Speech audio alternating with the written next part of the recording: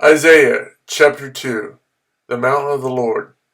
This is what Isaiah, son of Amoz, saw concerning Judah and Jerusalem. In the last days, the mountain of the Lord's temple will be established as chief among the mountains. It will be raised above the hills, and all nations will stream to it.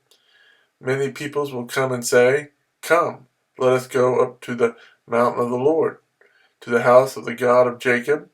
He will teach us his ways, so that we may walk in his paths. The law will go out from Zion, the word of the Lord from Jerusalem. He will judge between the nations, and will settle disputes for many peoples.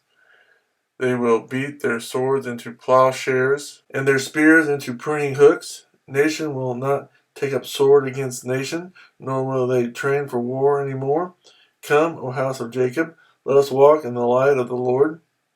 The day of the Lord. You have abandoned your people, the house of Jacob. They are full of superstitions from the east.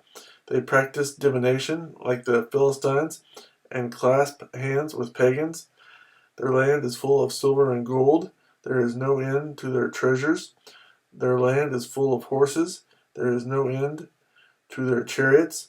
Their land is full of idols. They bow down to the work of their hands, to what their fingers have made.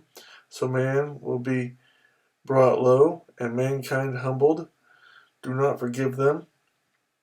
Go into the rocks, hide in the ground, from dread of the Lord and the splendor of his majesty.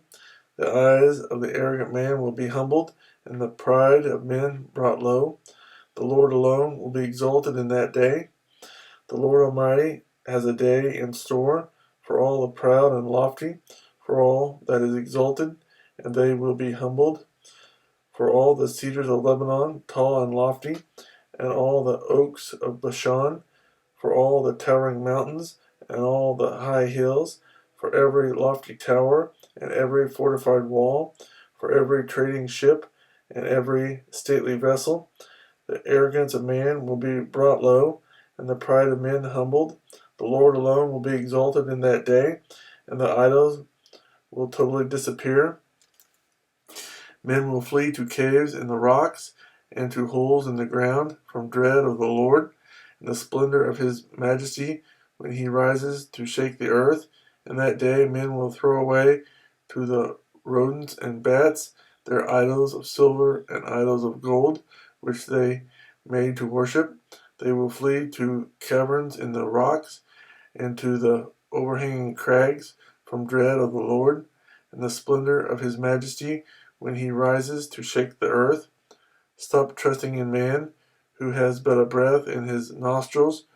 Of what account is he?